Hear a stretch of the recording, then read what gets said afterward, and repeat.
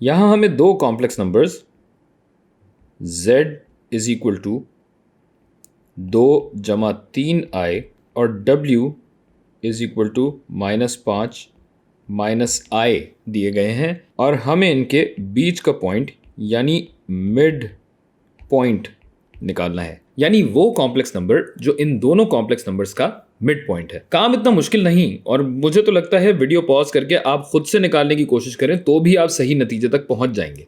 Cartesian plane में हमने mid point निकालना सीखा था जिसमें x और y एक्सिस होते थे। इस प्लेन पर अगर हम दो पॉइंट्स x1, y1 और x2,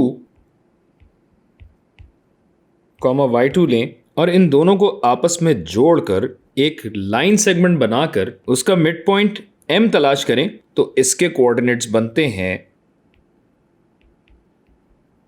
x1 जमा x2 बटा 2 और y1 जमा y2 बटा 2।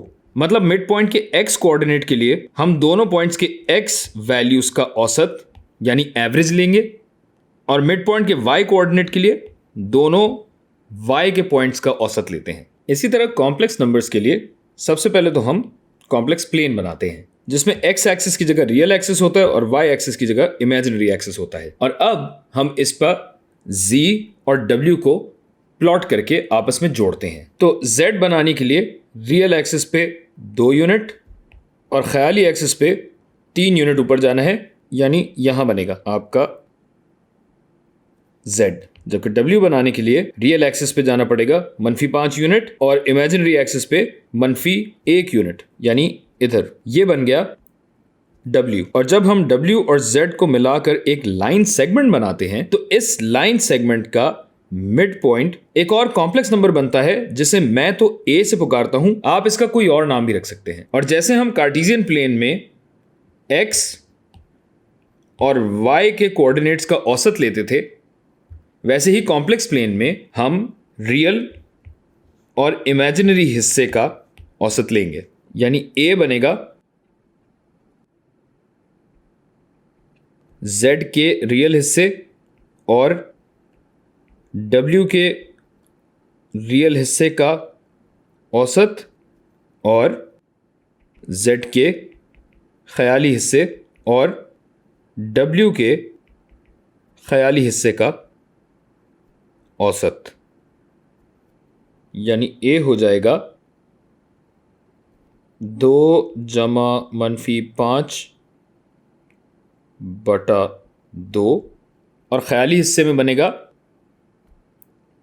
3 जमा -1 डिवाइडेड बाय 2। अब एक सवाल आपके जहन में आएगा कि हम कॉम्प्लेक्स नंबर इस तरह तो प्लॉट करते नहीं हैं, हमारे पास कोऑर्डिनेट्स नहीं असल और ख्याली जमा हो रहे होते हैं। और आपका सवाल बिल्कुल जायज़ है, तो हम a को उसी शक्ल में लिखते हैं जिस शक्ल में हमें जवाब चाहिए, यानी असल जमा ख्याली ज़रब i। तो यूं कॉम्प्लेक्स नंबर a बनता है -3 बटा 2 जमा 2 बटा 2i और ये जाहिर है कैंसिल हो जाएगा और यूं हमारे पास a बनता है -3 बटा 2 प्लस i।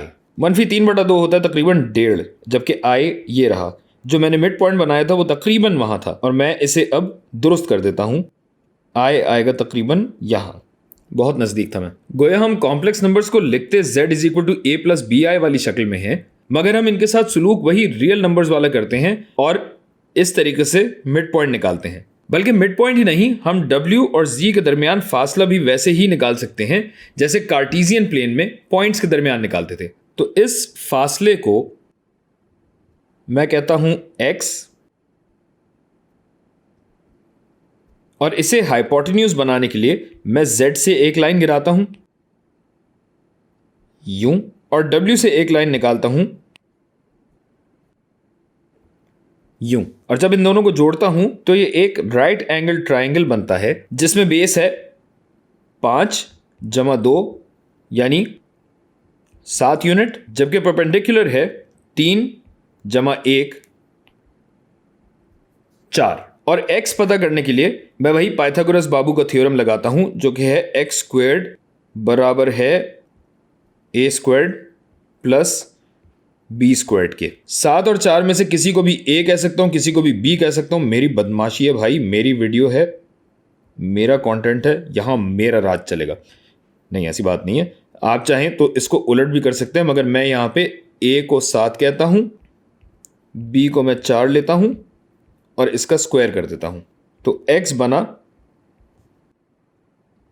√49 जमा 16 यानी √65 यानी 65 या 65। तो अगर हम इस पूरी चीज का एक जनरल फॉर्मूला बनाने की कोशिश करें तो इसमें रियल और इमेजिनरी हिस्सों के फासले निकलते हैं। क्योंकि अगर आप गौर करें तो ये फासला जिसे हमने b कहा था वो दरअसल इनके ख्याली हिस्सों के दरमियान का फासला है। यानी जो b का फर्क था या डेल्टा था वो दरअसल डेल्टा इमेजिनरी है। और इसी तरह जिसको मैंने a कहा था यानी 7 डेल्टा a वो दरअसल इनके असल हिस्सों का डेल्टा था या असल पॉइंट्स के दरमियान का फ़र्क था। तो अगर इस तमाम नक्शकारी और फनकारी का दिल ना चाह रहा हो, मूड ना बन रहा हो, तो सीधा सीधा x को लिखिए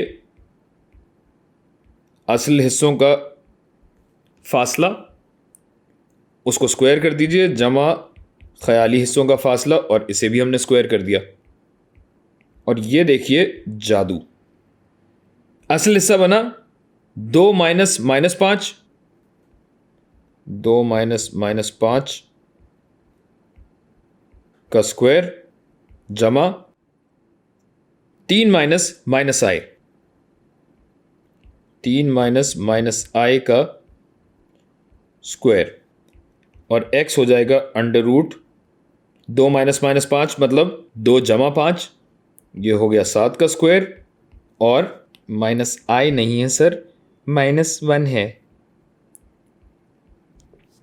ये रहा। तो ये बन गया 3 माइनस -1 मतलब 4 का स्क्वायर, ये हो गया 49 जमा 16, और ये भी बना x इज इक्वल टू √65 या 65। और जाहिर अगर इसे कैलकुलेट किया जाए तो जवाब दोनों में सेम आ रहा है। बस ये साबित हुआ, असल हिस्सों को जमा कीजिए, स्क्वायर कीजिए, ख्याली हिस्सों को जमा कीजिए, स्क्वायर कीजिए, अंडर रूट कर दीजिए, और यूं आपके पास डिस्टेंस या दो कॉम्प्लेक्स नंबर्स के बीच का फासला आ जाता है।